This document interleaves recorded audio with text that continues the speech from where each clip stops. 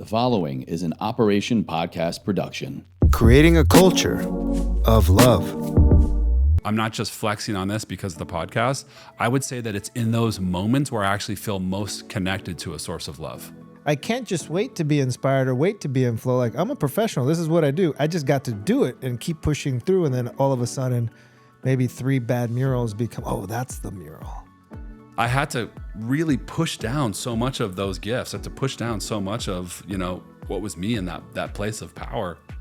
And I remember for the next several years going into high school, 9th grade on, it was like there was a part of me that was just turned off. I am who I am right now because of everything that's happened.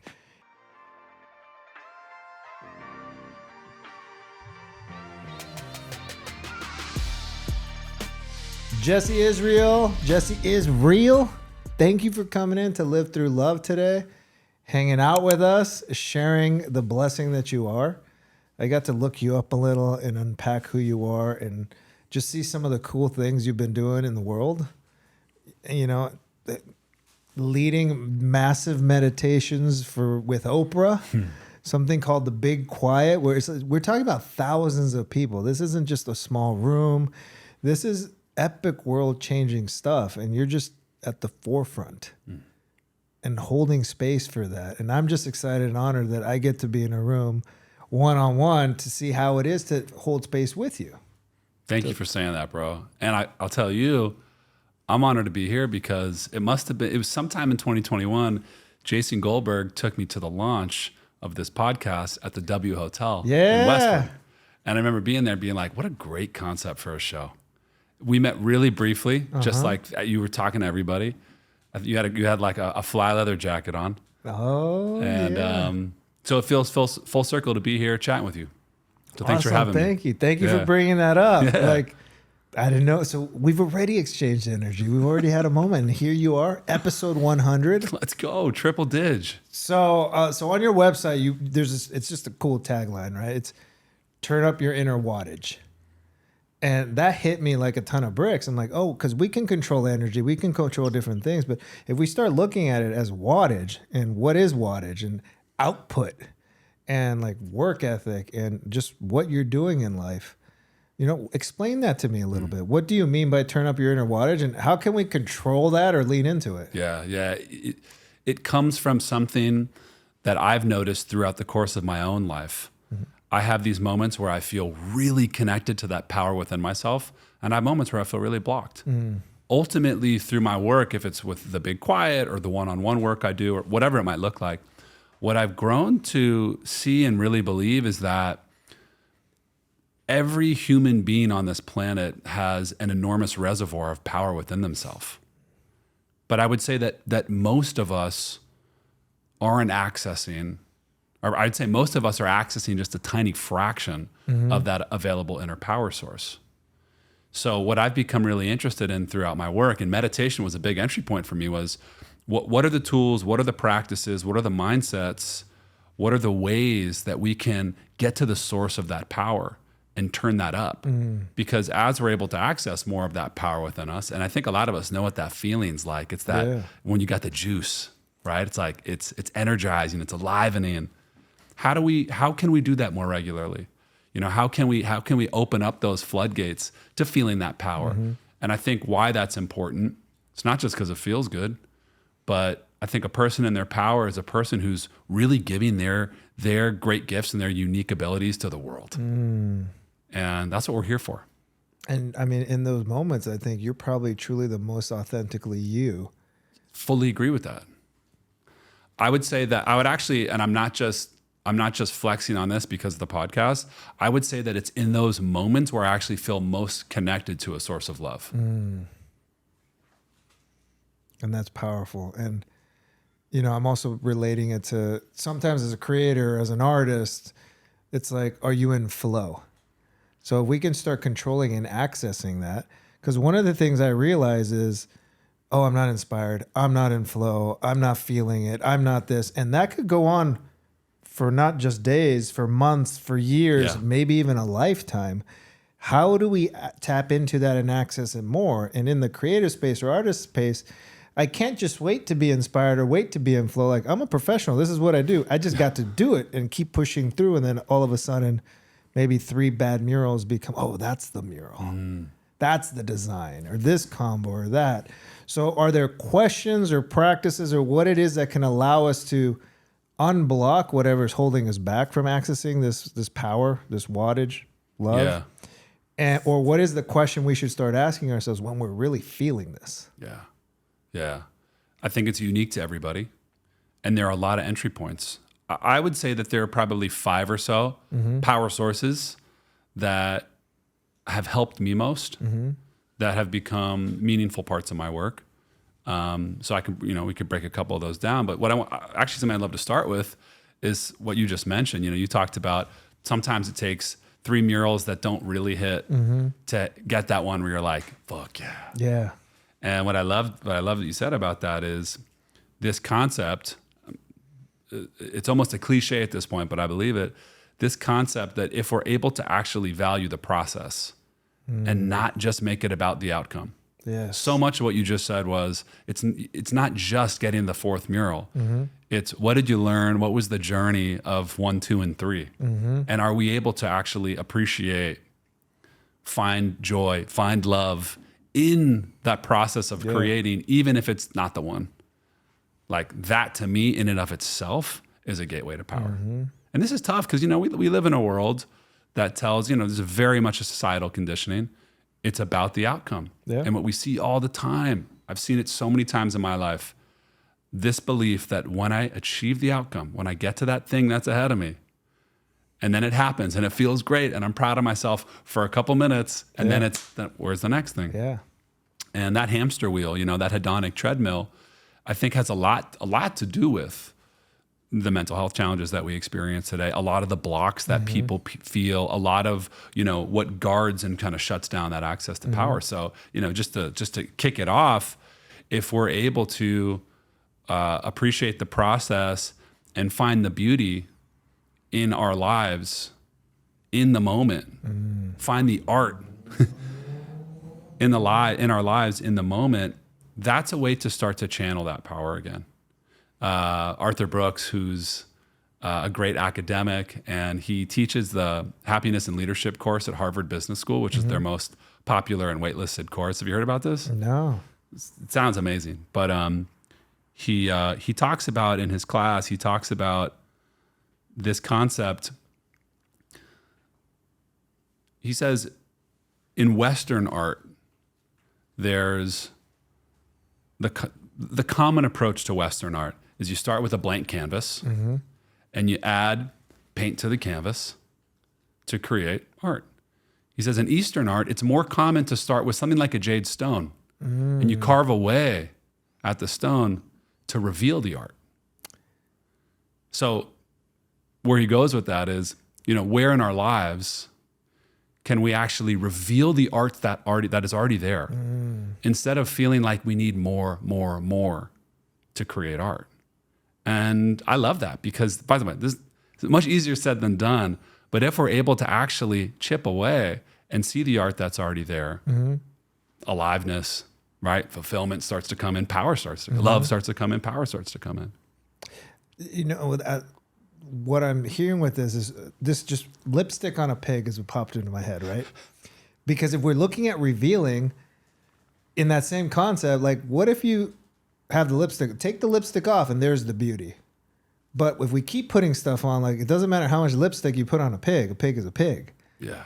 But if you start pulling away from what's there and unwrapping it, unmasking it, like it's already there, which already makes me like, we're born worthy, we're born enough, and we're born belonging. And it's somewhere along the line, maybe we throw on the paint and the story and the this, and we run away from all of that. And now our job is to chip away at it and reveal all the layers of who we were already when we were born. Yeah, I think that's spot on. I really do believe that we're born into this world with full access to that power, with a complete sense of enoughness. Love for who we are, right? Just pure, let's go. Curiosity and courage and all of it. And for all the various reasons and experiences that we have as humans, especially I think in our world today, but who knows, this is the only world I've been able to experience. Yeah. I think it's becoming increasingly more challenging to stay connected to that pureness of self, to the essence of our true nature, which is love, which is enoughness. Yeah. Which is the child within is sometimes what I say. Like, Yeah. imagine if we could go back to that. I have a child now. So I see this and I'm like, my only purpose right now is like keep him as innocent as possible, childlike as possible for as long as possible. The world's going to corrupt us. The world is good. It is what it is. And I can't protect from that. I'm not going to jade it. I'm not going to lie to myself. But if I could keep him a kid as long as possible so he can mature and work through all those things, that is a goal because, one day he's going to find something and a friend's going to show him something and he's going to be like, Dad, what's this porn or what's this or what's that? Like not judging any of it. But if we could keep them in internal curiosity, tapped into this source and this love, maybe they can last a little bit longer or tap into it sooner, or the stories that we start programming and telling ourselves don't impact us as much. Yeah. Well, we know that we are so susceptible to this in these early developmental years.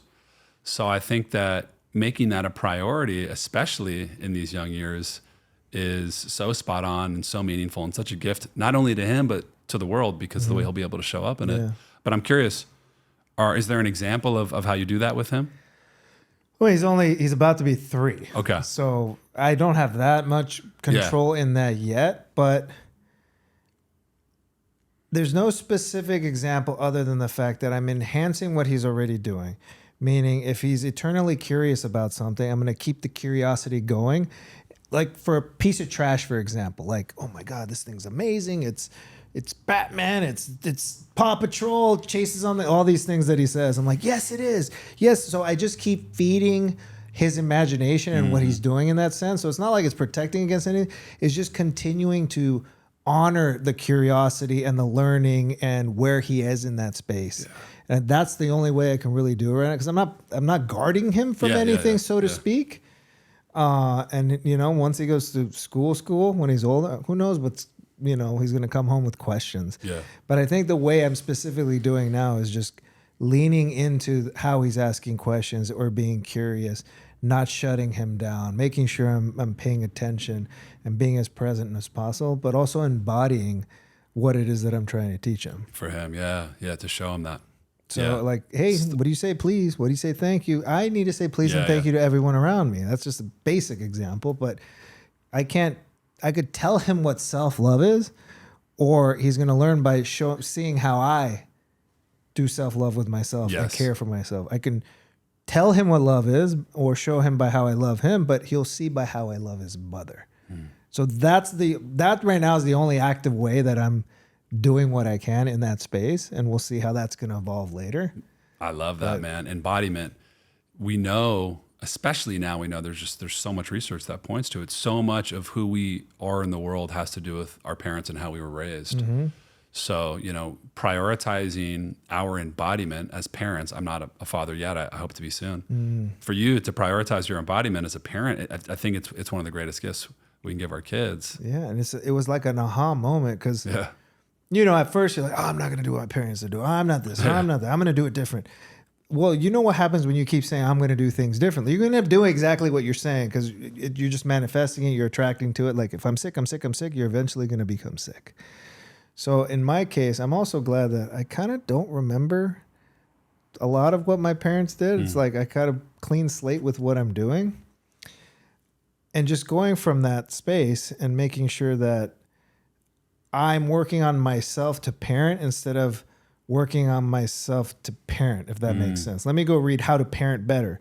No, let me go read how to kind of work on myself so that I could show up better and then I'll be a better parent, if that makes sense. So much sense. And I think that model holds true for any type of leadership, like the leadership of a father with a child. But I think that's also true for our leadership within our communities, within our companies, right, within the world.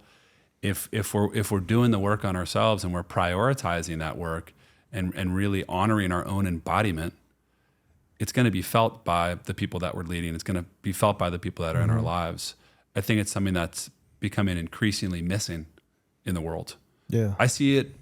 I do see it a lot in the wellness space, which is, a big part of the world that I'm in.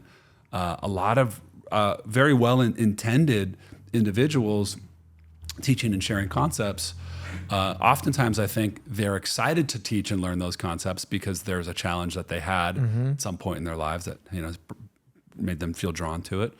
But a lot of times, I don't feel like there's embodiment in the things that people teach and talk about. And it's an interesting and unique challenge because when I open up my Instagram, pretty much the only thing I see now on my feed is people talking to the camera, sharing wisdom. Telling me how things are. Yeah. So it's really interesting time, we're in this place where, everybody to a certain extent gets to play the role of, father or mother teaching their following.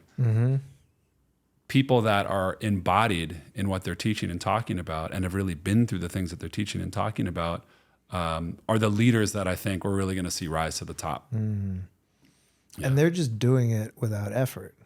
Yes. Because you can tell. You can feel it energetically.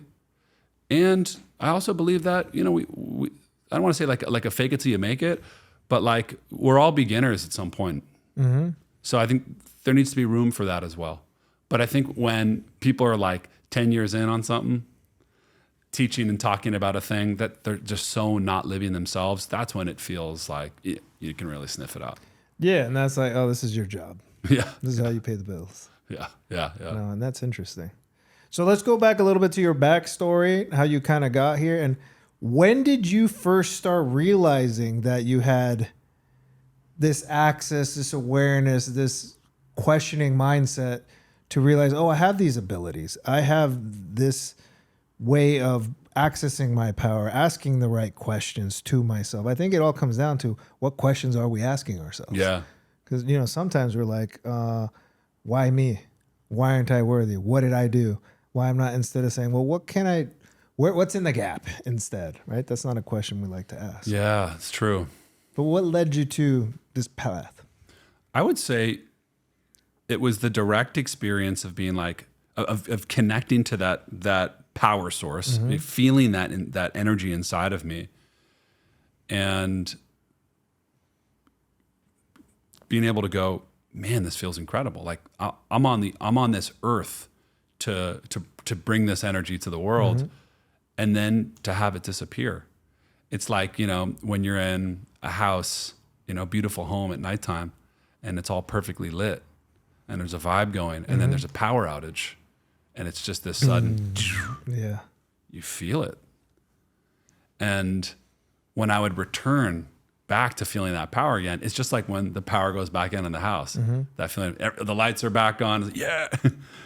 And I think I've just always been really interested in what allows for that. Why is that occurring? What's going on? For me, I know that when I think about, this is actually a practice that I love to explore in meditation. One of my favorite guided meditations is to have an individual in an eyes closed state think about a time in their lives when they felt most alive, most in their power. To really take a snapshot, feel it in the cells of the body. Who were you with? What were you doing? How were you showing up? How were you holding your body? What were you saying? And what I find is, this is true for me and people that are in this practice, we're often able to go back to a moment in time. We're able to actually feel it in the cells. And we can start to unpack and get data around what was happening then that's not happening now, or what was the big difference there. I think it's a really interesting way to explore this. So when I do that exercise, oftentimes I'm back in 7th grade. 7th grade, I had the frosted tips. I had the big Jinko jeans. I remember those. I had cross colors back in the day. Cross colors? Yeah, cross colors were fire. I had this explosive creativity. Yeah. And at that stage in my life, I really lived from this place of, if it feels true to me, I share it. It doesn't really matter what people think of it at that stage of my life. I wish that was the case. Yeah, right. I was so fearlessly expressed, and it was magnetizing. And so much of me being 7th grade Jesse was that I was able to regularly give these unique gifts. I had this unique ability to speak in front of my class and just rally my students. You know, like the teachers called me the ringleader. Ooh. I had a unique ability to just build community amongst my, the fellow boy students. And a lot of it was great in that there was camaraderie, there was like purpose, there was community and fun. Yeah. But it was also very misdirected. I got in trouble regularly. At least twice a week I was getting called into the dean's office. I had a thing where if I felt like a teacher was being disrespectful to me or to any of my peers, fellow students, I had an ability to rally the students against the teacher. And it was a cool gift, but it would make teachers cry sometimes. There was a lot of power in 7th grade Jesse. Yeah. And I was on 8th grade. They took us all into the woods for this like weekend in 8th grade when they split the I went to a smaller school. I went to Windward in Mar Vista.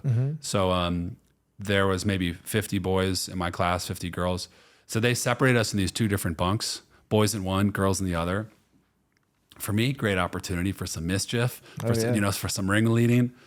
But I remember it so clearly, all the boys in the cabin, and it didn't matter like what social clique they were a part of or who was friends with who, all 50 of us went on this like Black Ops mission, crawling through the woods to break into the girls' cabin 2 a.m., kick the door down, girls freak out. The teachers that were on the trip, there was maybe 4 or 5 teachers on the trip. They were pissed off, as you can imagine. They sent us back to the room. I'm going around with the talk boy. Do you remember Home Alone? Home Alone 2? Yeah. Yeah, the talk boy, the tape recorder.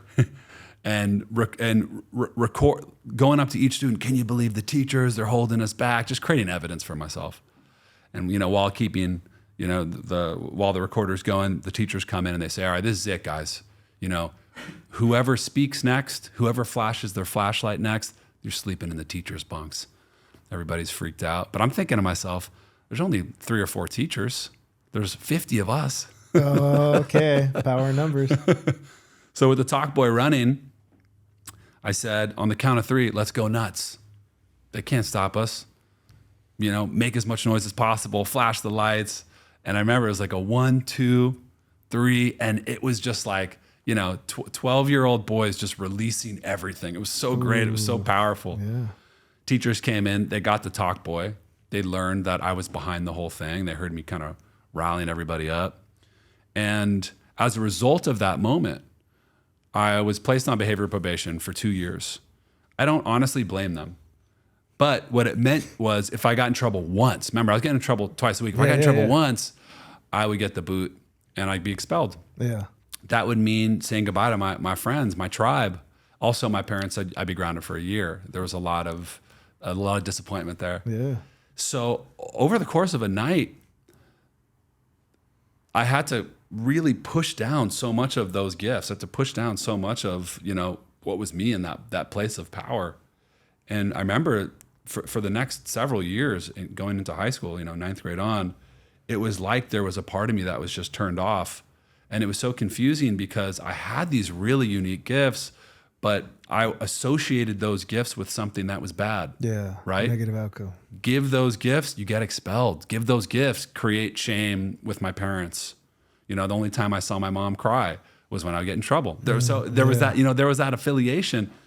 So what's been so interesting for me on my journey is as being able to, revisit that moment in my life, to be able to like go back to 7th, 8th grade Jesse, to be able to like tell him, literally, I've had these conversations with younger me, to be able to say, it is safe now to give those gifts. There are different ways to give those gifts. And by doing that work and, kind of by revisiting some of those blocks and some of those fears, I've been able to find new channels to use those gifts, like the big quiet, right? Yeah. Like, like being able to gather tons of people to guide and lead meditations. I think I found a less harmful approach to use those gifts. Yeah. But I think Still ringleading, but now a different mission and a purpose. Yeah. Meditation was probably the most critical piece to me being able to feel like it was safe to access those gifts again. Meditation and a regular quiet practice was the most valuable way for me to start to face this thing that was really scary. Because what I don't think a lot of people realize is that guiding the big quiet and like doing these huge group meditations, that wasn't natural for me. Mm-hmm. You know, I had, there was so much challenge for inside of me for doing those things because of 8th grade Mm-hmm. that speaking in front of 10 people when I was in college, I couldn't sleep. I'd have panic attacks the night before. So I had to really build it back. But meditation helped me face the fears because I wasn't willing to touch that stuff again. Like guiding groups, gathering people, public speaking, that was going to be done and dead inside of me. Past, it was over with. Done. Yeah. And I think for so many people, we have these gifts, and for whatever reason, a lot of times it's because of childhood, something someone says or something that gets expressed, and that's bad, you can't do that. That gift dies inside, or it lays dormant. So meditation allowed me to start to recultivate it, you know, to lean back into it, and then to find new ways to bring it to the world that felt good and did good. So, long way of saying, I think that revisiting our past, allowing ourselves to feel and resolve the emotions and the pain points that we experienced in moments of expression when we were younger is a really critical piece to accessing power today.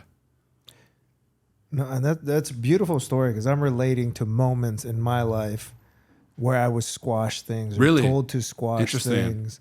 I've never told that before on a podcast, so it's interesting to hear that lands for you. Yeah. It's as simple as I was, according to my parents, an oversharer. So I'd go to school and share everything. My kid goes to school and shares everything. And this is just happening in like reality with seeing him and reliving it. And now your story, it's like, I remember being put on the bed and saying, what we say in this house doesn't leave this house. You do not share it. You don't do like, so that all of a sudden just, I was quiet. And from then on, like I would get in trouble, or my mom was like, well, why didn't you tell me that? I'm like, well, you didn't ask the right question. This thing was turned off inside of me that now you had to, I wasn't just going to say things anymore. You had to ask the right question. You had to pry it out. You had to, and that was my way of protecting whatever that was. So not in the same vein as what you were doing, but I just remember that quieting moment, Yeah. that suppression of something. I'm like, oh. Yeah. So you brought me right back to that. That's cool to hear. And, you know, I would guess that for people listening, for a lot of people in the world, that there is resonance in these moments when we were being ourselves and told that that's not good, or told to quiet it, and to have that expression shut down. And we're talking about, you know, you raising your child, those years are so formative. That stuff lives in ourselves. Yeah. So there, I think, are various ways to move through that stuff. But I think for us as adults to make it a priority to look at that stuff and move through that stuff is so important. Were there ways that you were able to address that stuff that allowed you to get to a place where you could be loud again? It's interesting, right? You know, it's funny because for the longest time, I was under the impression that I was a shy kid. So, and I don't know if I'm a shy kid or I'm an ambivert, intro, extrovert, or whatever the moment is. And I think we put too many labels on, are you shy? Are you outspoken? Are you this? Are you that? Or like, we are just us. And maybe in moments I'm the shy kid, and maybe in moments I'm not. It's just over the years, I am who I am right now because of everything that's happened. Bro. And the amount of times that I said yes, or leaned into it, or like, let's unpack it, or whatever. And I think what's most important is I never look back at anything as regret. Like, you hear this common in relationships. Oh, I shouldn't have dated that person. I'm like, but that person made you who you are now, that led you to the current relationship you're in. Oh, I should have never taken that job. That led you to, like, all these things lead us to something. Would we have liked a different scenario or situation or story? Yes, of course. And it's okay to say you would have liked something different. Yeah. But I think the trick is, and I'll volley a question back, is how do we dig into the work, go back to those moments, but not get lost in the shame or the pain of it, and remember the happy moment to dig it out and say, oh, there's my superpower, instead of saying, oh, that's where I lost myself and I'm broken. Yeah. Because you can go either way. Totally. Personally, I'm a big believer that we need to make room for the pain. You know, we need to make room for the dark to access the light. You know, so I think that a big part of how we address these things from our past involves allowing ourselves to feel the emotions that maybe we didn't feel like we were able to feel at that time, or that didn't feel safe to feel. You know, I'll be real with you. Since I started to unpack this 8th grade stuff, I never really tied it to the stuff we're talking about right now until the past year of my life. And in the past year, one of the things that really started to come through for me was, man, when I went through the experience I shared, not only was it really confusing, it was really sad because I felt like I couldn't be the young man that I was put on this earth to be. I don't know how to process that shit. I was 12 with bleached hair and jinkos. There was I think a lot of grief there. You know, there was a lot of sadness there. There's anger and there's a lot of sadness there. And not realizing that's what it was. No idea. I don't think I ever cried about it. Now, 39-year-old grown-ass man, I've had a few powerful cries about 8th grade Jesse. Man, I'm telling you, like, getting on my knees, I got this little spot by my couch. I get on my knees, I put my face in the hands right in the couch, let it rip. And it's the most colorful, potent, it's neon colors that I feel are moving out of me. And I'm seeing me in bed freaked out. I'm seeing me in front of my peers experiencing anxiety for the first time. I never had anxiety before that moment, right? I'm seeing the shame, my mom crying, like all this stuff, all this unprocessed stuff from that time in my life, just moving through me. And it's so crazy that it's been so wild. I know this isn't new to trauma research, but for me it was new. But by letting myself be with those painful emotions and release them, it was like when you're sick with something and you're really nauseous and you vomit it up and then it's all out and you're like, I feel fucking amazing. Yeah, but leading up to that point, it's like uncomfortable. Excruciating. So it's the same thing, you know, big cry. And then on the other side of it, oh my God, I was able to see the gifts in 8th grade Jesse. I was able to see how powerful I was and still am and still can be. So, you know, to answer your question, I think, what are the ways that we can let ourselves feel and resolve some of the challenges or some of the uncomfortable stuff? Journaling's a great way to do it too. You know, I find that the most effective way for me to experience gratitude, or, you know, to reveal the art in the jade stone when I'm going through a period of my life where I feel particularly low, if I'm just like, be grateful, like see the beauty in life, it doesn't get very far. But if I'm able to whip out my journal and dump out all the shit that's in my head, all the stories I'm telling myself about why my life sucks, and I get it all fucking out. Once it's all out of my head and on the page, then I'm able to actually talk some truth to it and be like, well, actually, there actually are some pretty good things in my life. And then they naturally start to emerge because I made space for the tough shit. So I think embracing that is really key to that. No, and that's it.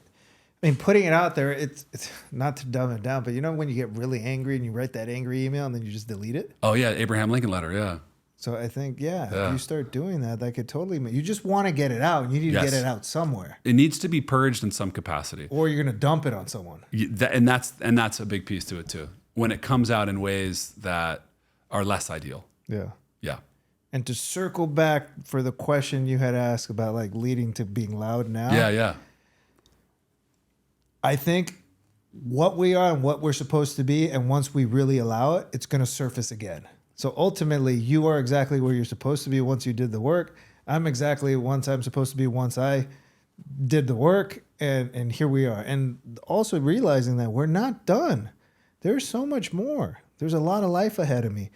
I get to learn more questions to ask myself to become a better person. And I'm human. I'm going to mess up. I'm going to have my bad days. We're fallible. Yeah.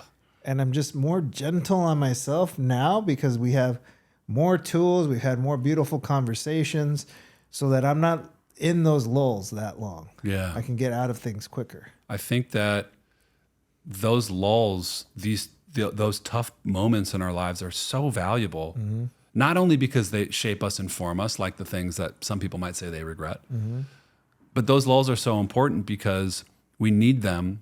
We need to be able to feel the depth and the pain of forgetting who we are, or the questioning why we're here, or the comparison to our peers, or however that, kind of shows up. We need those moments of darkness because when we return to the light, we are able to sustain that period of time in the light, that period of time in remembrance. It gets longer every time we go to that place of the lull, that place of forgetting. It's valuable, it's training, it's boot camp, it's reps. So I think that there's real gift in the periods in our lives where we hit those lows. For sometimes that's a couple times a week for me, right? But there's value in the strengthening and then in the sustaining of being in that place of remembering. So the lulls get smaller and the lights get lighter. And we move on to that. And With time. one thing that you keep saying is the beauty lies within the struggle. Yeah. The struggle is real and it's part of the journey, but it doesn't have to be suffering and it doesn't have to be sacrifice, right? We could work into it. It's not supposed to be easy. Love is not easy. Life is not easy, but it's so worth it. Yeah. Yes. 100% with you. So leadership, I want to transition a little bit. Okay. You talk into leadership, and I think you coach some strong leaders and CEOs and that type of high level individual. But in many cases, what I'm questioning is like, how do we just become the best leader of our lives? Because sometimes we're like, well, I'm not a CEO of a company, or I'm not this, but I am the leader of my life. I am the leader of my family. I am the leader of my community, my friends. What are some leadership principles and practices we can start incorporating within this realm that allow us to show up as a leader, to access our power, to turn up that wattage? In many cases, because we don't think we're leaders. Yeah. And we might feel like, well, I've been a follower my whole life. I'm Yeah. not the ringleader like Jesse was when he was in 7th grade. Yeah. In the same way that I mentioned that I believe that all people have enormous amount of power within, I believe that all people are born to lead in their own ways, truly. And when we look at the ways that we can really enhance our self-leadership, which is what you're asking about, I think a good starting point for me is there is so much wisdom, just inherent wisdom inside of us that we lose access to because of the noise of the world that we live in today. I think that the blocks that we experience, if it's with understanding how to lead in our own lives, lead others, access our power, whatever it might be, that those noise blocks come in 3 main ways. This is kind of part of my philosophy.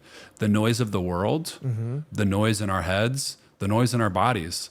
The noise in the world, or the noise of the world, is, the constant connectivity, the overwhelm, the media's constant messaging of fear, right? It's the stat that always blows me away. Our tribal ancestors, hunters and gatherers, several generations down, the amount of information that they processed in their entire lifetime is equivalent to the amount of information we process in one day in 2024. And our brains and bodies haven't caught up, right? We haven't biologically evolved to a place where we can handle that much information and that much connectivity. Yeah. So the noise of the world is a real one. The noise in our heads is a lot of what we've touched on. It's the not enoughness. It's the self-doubt. It's the comparison to others. It's the overthinking that so many of us experience. And the noise in our bodies, we've also touched on, right? This is not only the exhaustion, the anxiety, the burnout that lives in our cells, it's also the unresolved emotions. It's those feelings from 8th grade that I never let myself actually move through and release. It's the trauma that lives in our cells. So, my belief is there's a lot of noise to work through in different ways. And here we are, human beings. If we're homies, if we're working on teams together, if we're in communities together with a bunch of noise that we're holding, trying to interact and be with each other. Yeah. So when I think about leadership, if it's for ourselves or if it's for leading others, how do we start to move through that noise? You know, how do we actually start to address that noise so we can create that opening? The most obvious example, and I think maybe the most meaningful starting point, is to create more space with the rest of the world, with all of that constant connectivity and noise, and to cultivate more quiet time.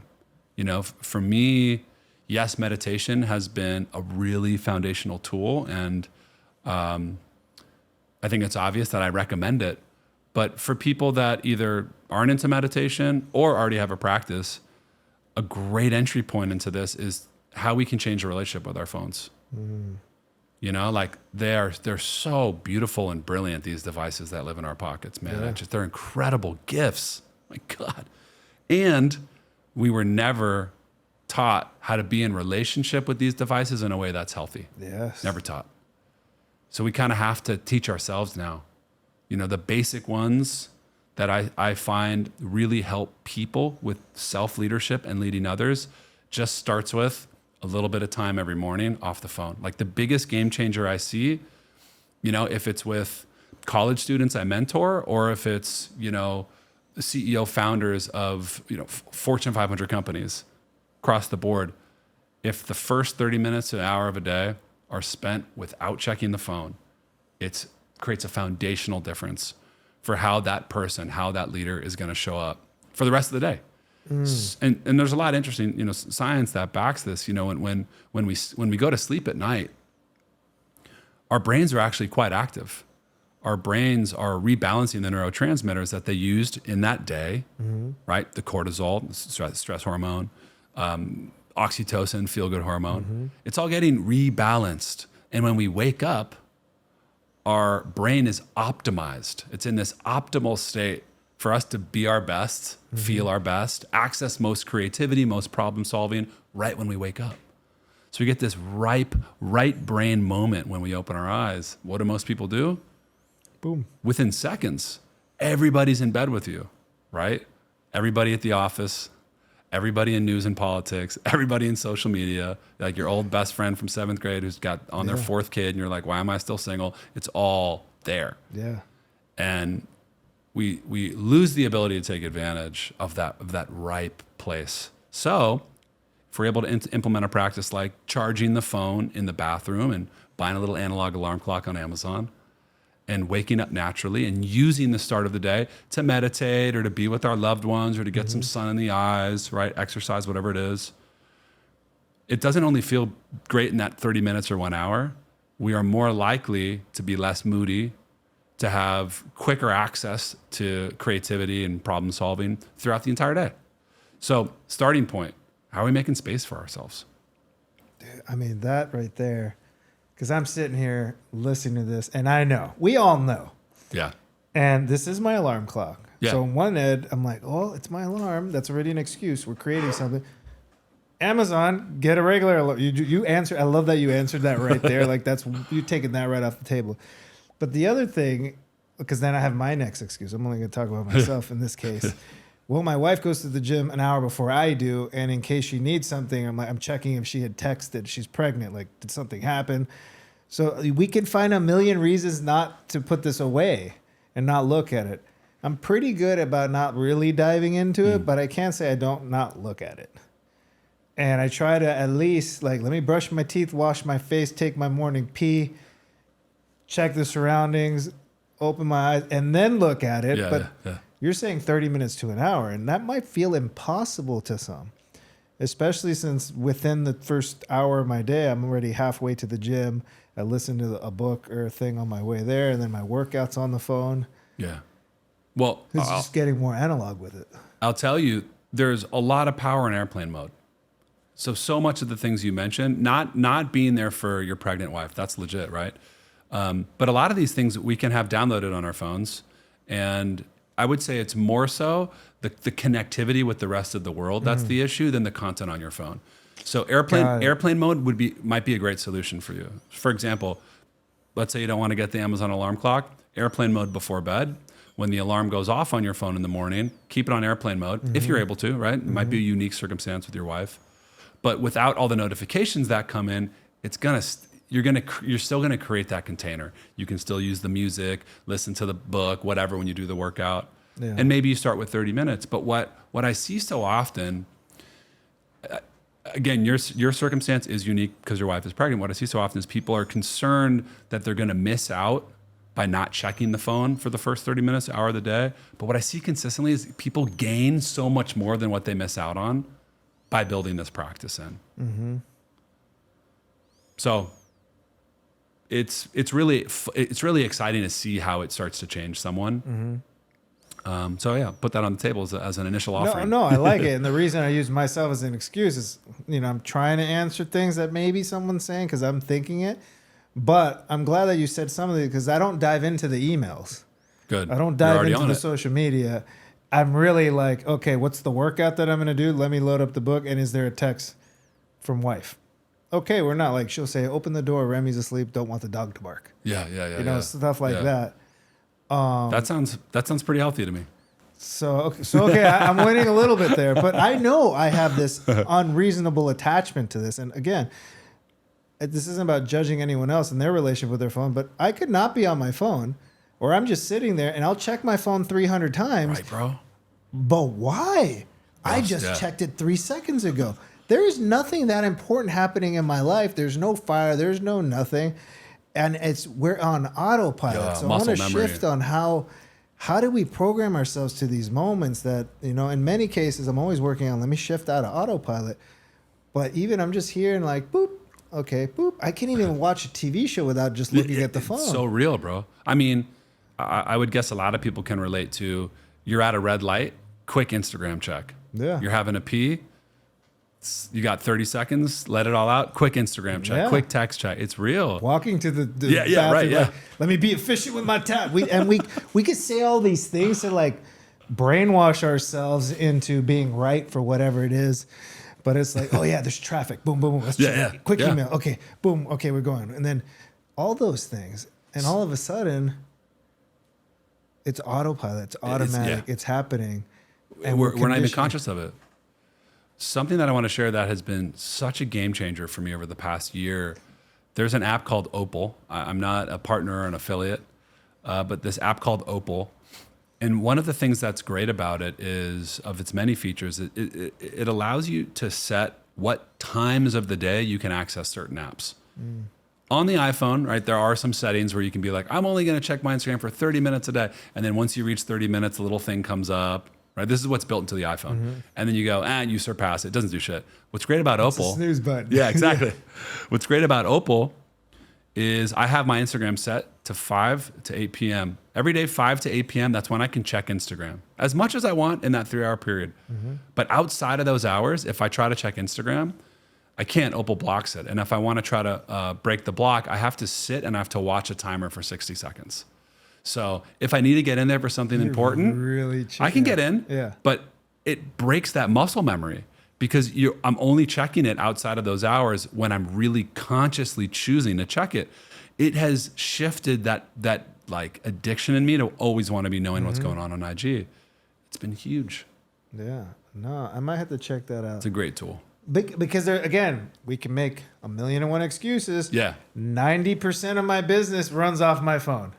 Literally, oh, it's my Shopify or my this, or I need to do an Instagram post, stories, product, like all these things. And we can convince ourselves of anything.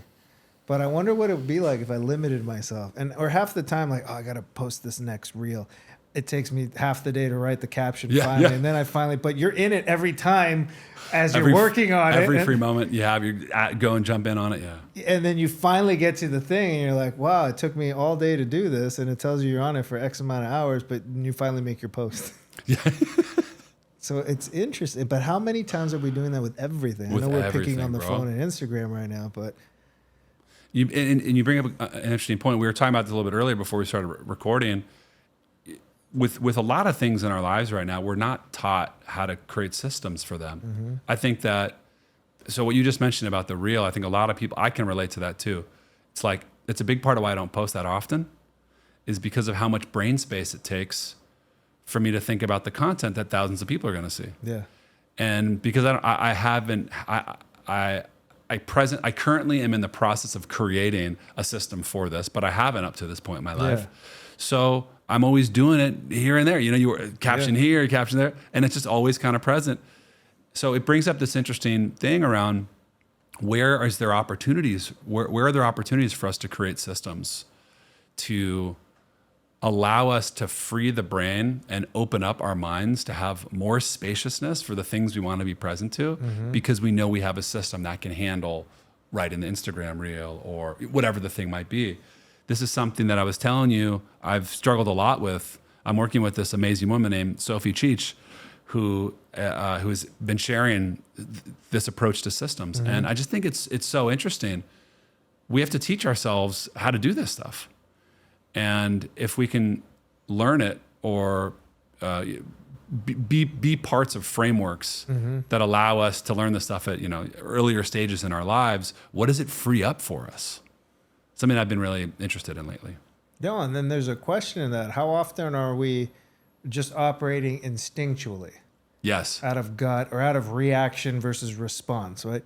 We're running around reacting to everything, and that usually comes from a space of fear. Yeah. Right? We don't take the time. It's just, now I'm reacting. And it takes you out of this. And if you could take a moment to respond, and systems make sense. Our bodies internally run on systems. Right. It's a great point. Right? You lose that homeostasis, your body's in chaos. You're sick. You're on the couch. You're throwing up. You cancer, whatever it is, if those systems are off. But then we're running around in this world just based off of gut instinct, reaction, and whatever. Yeah. And because I could say, well, I'm not a systems guy. But I could see how I can open that up. Yeah. And free the day. And half the time, it's like by the time I create the system, the day is done. And you're like 7 days to create. Again, all the excuses in the world as to why we can't do these things. No, it's a good point. I mean, this new system that Sophie has taught me, which she's kind of known for, it took me about a week. It took me about a week of a pretty intensive amount of time to actually create the foundation of the system. But since that week was completed, I feel this spaciousness and this there's always this kind of constant nagging of you got to do this, you got to do that, don't forget this. It never leaves the head. Yeah, and it's in the Trello board that she's helped me design, and I'm like, wow, what freedom! But there's a heavy lift at the start. There is. Yeah, there is. I'm gonna have to check that out. We'd love to chat more about it if you're interested. Yeah, I'm only a week in, but it's been really valuable. Everyone's always like, Ruben, what's the system for this? You need systems. I'm like, yo, I'm a creator. Come on. I get that. Obviously, there's all these systems that happened. The system will create itself, but you want to be the creator of the system, right? Ultimately. If the system allows us to be more creative, that's what's up. So where's discipline fall into this, though? Discipline? I'm a big believer in 80-20 when it comes to discipline. And what I mean by that is I'm really working 80% of the time to nailing it, having that personal integrity and applying that discipline to make it happen. And I think it's important to leave some room with this framework, 20%, where we're not nailing it. I've found that when I try to go all in on 100% with discipline, anytime I don't nail the full 100%, which is going to happen, we're human, I beat myself up and I can be really tough on myself. And I tend to operate in extremes. I'm a lot happier and I think a lot more able to achieve sustainable success with a system or with whatever the new habit or practice is if I'm going hard 80% of the time and leaving room for 20% to, mess up, let it go, get back on the next day. No, it's a good answer. I always lean in. The 80-20 rule, I think, is one 80-20 tends to work with a lot of shit. For everything. Food, fitness, diet, sleep. You're never peak at anything. But if you're 80% at everything, you're beating the fact that, okay, maybe I'm not 100 here, but I'm 20 over here. Totally, so bro. It's just I see it all the time when teaching meditation. A lot of the work that I do with leaders, when I'm doing leadership coaching, it starts in training them in meditation. And what I see a lot is somebody learns the practice, they're really excited, they're seeing the benefit of meditation. Like the nervous system and the physiology starts to shift very quickly when someone's practicing regularly. And they'll miss a day, and they'll be so tough on themselves for missing the day that they go, oh, I fucking suck at this. And then they miss the next day. And then by the third or fourth day, they go, I suck at this. I've now missed 4 days. Yeah. I'm tapping out. If perfectionism is the goal, right? If perfect is the goal, I think we're more likely to mess up, feel shitty about ourselves, and tap out. But if there is an energy of, look, 20% of the time, it's going to happen. All good. Get back on. We're actually a lot more likely to sustain it. Yeah. Yeah. Yeah. Keep it going. And there's days where, you don't want to do it and you just do it. That's the discipline. And that turns out to be one of the best days ever. Whether Yes. it's the gym, the meditation, the this or the that. Yes. The worst days that we don't think we're going to perform or show up happen to be some of the greatest days. And it's not that you perform well, it's the outcome of showing up. Yeah. Yeah. Yes. I think it's that. It's often like having the moment of connection with another person. It's like if there's a moment of service in it. Like I think a lot about this. Still happens a lot, but it used to happen way more when I first got into this work. When I was teaching meditation, I would have these days where I'd be having a tough mental health day. The last thing I wanted to do was go teach meditation to a big group of people, or guide a meditation to a big group of people. And leading up to it, I'd be like, just do anything for this event to be canceled. And then I go on stage, or I go into the workshop, whatever, and almost instantly connecting with people, sharing something that's helpful, being of service. It's like whatever I was feeling, wiped out. Power's back. Lights are back on. Yeah. So I think there's really something to be said for what you said. Leaning into the discomfort and still doing it. Especially if it involves connection and service. Especially. Yeah. Yeah. And that's your why, your purpose, your passion. Yeah. I think ultimately for everybody. But I do want to say something. You've brought up when I lead these meditations, I don't know if people realize what we're talking about here. Yeah. You have sold out arenas. Like we're talking large scale meditations. This isn't just a little group. Like this is powerful stuff. This is like when you see an EDM DJ with a full stadium or a Travis Scott concert, you name it. Like you're like the rock star of this. So it's also realizing important, like the fact that we can have this one-on-one conversation, but you're connecting with so many people at this scale. And what would you say is the connective fabric, or how can someone else tap into that opportunity or that fearlessness? And I know you had that in your 7th grade, but there's probably another one of you somewhere out in the world, another guy, another gal that could be the next you, or with you, or amplify you in whatever their specialty is. What would you say, besides tapping into your past, is there another catalyst moment? Was there a person or a mentor or someone that got you to that point and you kept saying yes? Because even though you had this innate ability, you also said at one point you were terrified of getting up in front of 10 people. Yeah. We're talking about thousands of people. Yeah. Yeah. I would say lean into the fear. Not in a way that's harmful, but in a way where it's really uncomfortable. Go for it. So much of the magic and the power I find is on the other side of that thing that's just so uncomfortable to do. And I had to go through that many times, right? Like I said, I couldn't talk in front. I went to film school and I couldn't, talk about film in front of, 10 classmates when I had to give a presentation. Yeah. But I kept showing up for it. And a big part of it for me was through experimentation. That even though it was scary to access and it was dormant inside of me, it was inside of me, right? That desire to like gather people and to speak and to lead. So it was experimentation mindset. My first experiment was a cheeseburger club, just a group of guys coming together, have a burger every other week. I'd organize it. We'd shoot the shit. We'd have burgers and beers. We were really getting vulnerable. It was more like a men's group in disguise. Yeah. And I loved it. It was this safe, small way to start to bring that to life. Then it was my bike club, the Cyclones. Anybody with a bike, show up, meet at this spot. We meet at the base of the Williamsburg Bridge, and I was living in New York. People would come on beach cruisers. I would stand up on a park bench, terrified.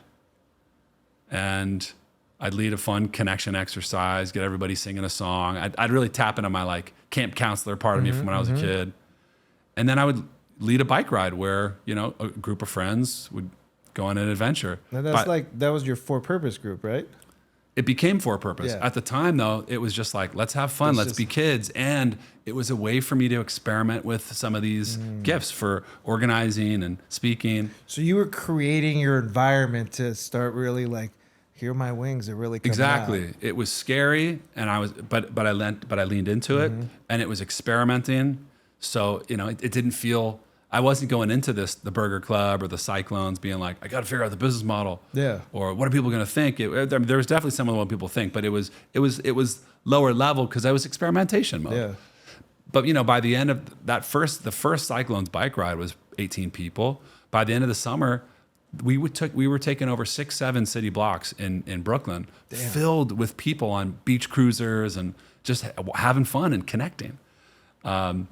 So that was so important. And then when it got too cold to ride bikes one winter, meditation has already been this really big part of my life. That's when I was like, oh, let's meditate together. And then that's when this, what would then become this next chapter in my work, in my career, in my purpose came to life. Yeah. But again, it wasn't just like, I'm afraid to speak in front of college class and all of a sudden I'm touring with Oprah. There was this journey. The other thing that I'll say, because you mentioned it, there's a really important mentor in my life, Johnny Pollard. He lives in Australia. And he started working with me in a mentorship capacity when I first started to organize group meditations. He was the only person I knew, and I think really one of the only people who was doing mass meditations at that time in Australia. And it was just the coolest concept to me. Johnny took me under his wing and he trained me to be able to hold space for big groups. And I talked to Johnny on the phone Monday night. Here we are 8.5 years into the Big Quiet. Yeah. There are so many times in the journey of the building the Big Quiet and the various kind of offerings and businesses that have come through it. So many times where I was ready to tap out because it was too scary. Things were going too out of plan. It seemed so hopeless. I would get so deeply stuck in the comparison of my peers who had corporate jobs and were making way more money, and I'm fucking leading meditation. So many times where I was ready to tap out. And Johnny would take my call and bring me back to why I was meant to do this, why the world needed me to do it. Yeah. So having that mentorship support. Last thing I'll say was, I think a huge part of how the Big Quiet was able to grow, first and foremost, it was the community. But I think a big piece of that was at each of we were doing these monthly meetups. They were called Medi Club. Every month for 5 years, we'd get together, a few hundred people, meditate. There'd be a performance. And we'd talk about real stuff going on in our lives. And it was sort of like the foundation for Big Quiet was sort of born out of that.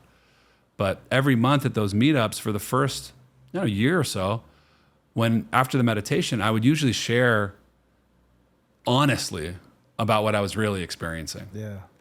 And it would give people permission to do the same thing. And then other people would do the share. And then I started training people in how they could, kind of vulnerably, but in a grounded way, share their truth. And it became this space after we'd meditate to talk about what was really going on. And a lot of what we realized was that, when there'd be 300 people at a gathering like this, most of us were going through the same shit. Whatever the theme was, whatever the challenge was, no matter how impressive the life was on Instagram, no matter how successful they were at their company, we were mostly all going through the same shit, but not talking about it. So I think that having community and space to be honest about the ups and downs, the highs and lows, to voice it, has also been a really meaningful part of that journey. Yeah, just the human experience. The human experience, man. Last thing I'll say about it, when there was this really cool moment getting invited to do the Big Quiet at Madison Square Garden. It was a cold email. You know, when I ran my record label for 10 years, it was a dream to have one of our bands play at Madison Square Garden. We were in our third year of the Big Quiet. We got a cold email to bring the Big Quiet to Madison Square Garden to do the first ever mass meditation on the arena floor. So cool. I remember people in our community would stop me on the street in New York, be like, "Bro, MSG, you're crushing it, amazing." We'd slap hands. I would say, "Yeah, it's so cool, thank you," and I was grateful and proud. But what people, didn't realize, I had been on Lexapro, the antidepressant, for many years, and I was going off of it that year.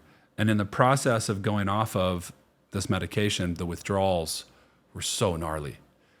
I was experiencing anxiety and almost panic like I was experiencing when I initially went on. And I had all this shame around being this meditation figure who was, next weekend going to be at Madison Square Garden with the Bieber mic, doing the meditation thing. When I'd just been on Lexapro for years, nobody knew that. I was borderline panic attack each night, really just feeling debilitated and an imposter. and a lot of imposter syndrome. And because we had this beautiful community, the way people show up in the Big Quiet Medi Club community, we had one of our monthly meetups a few days before the MSG event, and I decided that I would share about it. And I took that risk, but I shared with people how excited I was about MSG and how cool it was that we were able to create that as a community. And also what people didn't realize behind the scenes was this thing that I was going through. And all it took was me sharing it with the group to almost feel like it went away, just to kind of be seen and held in it. Yeah. And then I remember the amount of people that came up to me after that, and they were kind of like, "I'm on Lexapro too. I never tell anybody." And to just be in it together in that way, even at the biggest moments, like the MSG moments, those are some of the richest moments in the journey of the Big Quiet, like in that growth, in accessing that power. Yeah. No, first of all, thank you for sharing that. It's exactly what I wanted you to share out of this, because I think the importance is when you are the champion and the leader of your life and you start listening to everything. This is exactly what you did and who you are and why you're here. And just every little moment led to this, because so many of us could be like, "Hey, you are the guy. You did MSG. You're the rock star of meditation." But like, yo, it took me all this to get here, and this grew from all this hard work. And this is 5 years. This is 8 years. This is 10 years. Some of us forget, because of social media, because of everything, that we're overnight successes, or that we're this or we're that, and we're not. This was 7th grade Jesse. The journey of being stifled, then finding it again, then pushing it through. And it's like, that's why you said it perfectly. You're like, the Burger Club. I'm glad you brought that up. And the cycling, like I read all this, and here you are. And so thank you for sharing that. At the end of the day, if people just realize the power that's inside them, Yes, bro. you don't know who or what you can become. And then that other thing, hey, I was on Lexapro too. You know how many people are on the same stuff you're on and just need to hear that someone else is on it too, and either a little bit ahead in their journey, and then they can look at you and aspire to follow in your footsteps. Not to be, but like, if he can kick it, I can kick it. If she can get through it, I can get through it. If he can leave his finance gig and become an artist, I can do that. Like, so thank you for sharing. I really appreciate your journey and your story. Thanks. This was great. Thank you for reflecting that, bro. Yeah. Seriously, it means so much. Yeah. Thank you for sharing, for showing up. But we've got one final question that this is how we end the show. And there's no right answer. There's no wrong answer. But I do want to know your version and your definition. And how do you define living a life through love?